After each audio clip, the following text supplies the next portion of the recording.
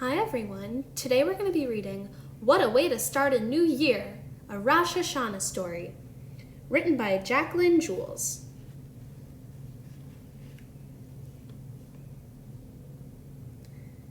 It was almost Rosh Hashanah, but we weren't getting ready for the holiday. We were eating pizza in our new house, sitting on packing boxes. How can we have Rosh Hashanah here without the Kaplans, I complained. Dad agreed. I'll miss Mrs. Kaplan's honey cake. My father wasn't Jewish, but he loved celebrating the holidays, especially with our old neighbors, the Kaplans. Their daughter Lily was my best friend. Why can't we go back to Greenville, my little brother Harry asked. Mrs. Kaplan invited us. Good idea, Mom said. I'll call her. The next morning, we piled into the car. Dad said he would join us later. Greenville was only 2 hours away. Harry pinched his nose. Marcus smells bad. He does, I agreed. Oh no! Mom grabbed Marcus from his car seat. Let me change his diaper. I'll be quick. Harry ran after Mom. I forgot my special pillow. A few minutes later, Mom came out of the house with Marcus in her arms and Harry behind her. Bang! The front door slammed shut. Mom grabbed the doorknob. My keys! The house was locked with Mom's keys inside. What a way to start the new year, Mom said, sitting down on the steps. We called Dad. He came home from work and used his key to open the door. Then we all left the house together. I couldn't wait. In Greenville, we had friends. In Greenville, we didn't get lost on the way to the grocery store. Unfortunately, we didn't get very far. Bumpity bump bump! The back tire was flat. Dad pulled off the road. What a way to start a new year, Dad said. We called a tow truck. By the time the tire was fixed, it was too late to drive to Greenville. So we went back home to our packing boxes. It doesn't feel like Rosh Hashanah here, I told Mom. We don't even have a round challah. Harry opened the refrigerator and reached for a bottle of grape juice. Careful, Mom warned, but it was too late. The bottle slipped out of Harry's hands and grape juice spilled all over the floor.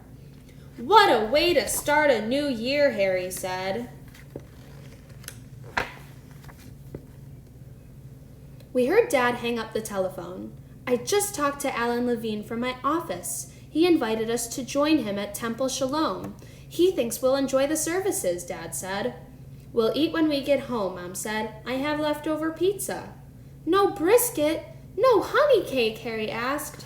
What a way to start a new year, I grumbled.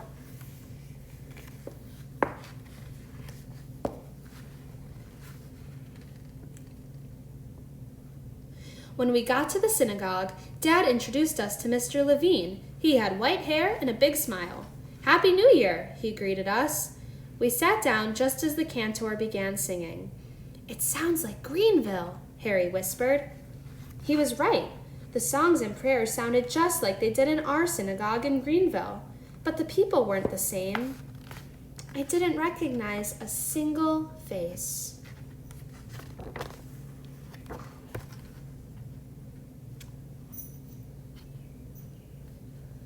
After services, Mr. Levine came up to us in the lobby. I'd like you to meet my wife, he said. A white-haired woman held out her hand to Mom. Do you have plans for dinner? Harry crossed his arms and pouted. Leftover pizza. Mrs. Levine smiled. Why don't you come to our house? Are you having brisket? Harry asked. Mrs. Levine nodded. Okay, Harry said, and everybody laughed. Harry was satisfied, but I wasn't. One look at Mr. and Mrs. Levine's white hair told me there wouldn't be any kids at dinner. Rosh Hashanah would be boring, even if the food was good.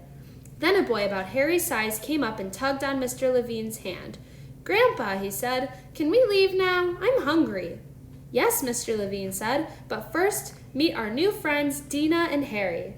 I'm Michael, the boy said, and I'm Maya. A girl my size came up beside us. There was a large table in the Levine's dining room. Harry and I sat at one end with Maya and Michael. We ate round challah, brisket, and all the Rosh Hashanah foods we loved, except there was no honey cake. My family likes apple cake better, Maya said. Try a piece. Yummy, Harry said, taking a bite. Dad agreed. I nodded my head. What a wonderful way to start a new year. The end.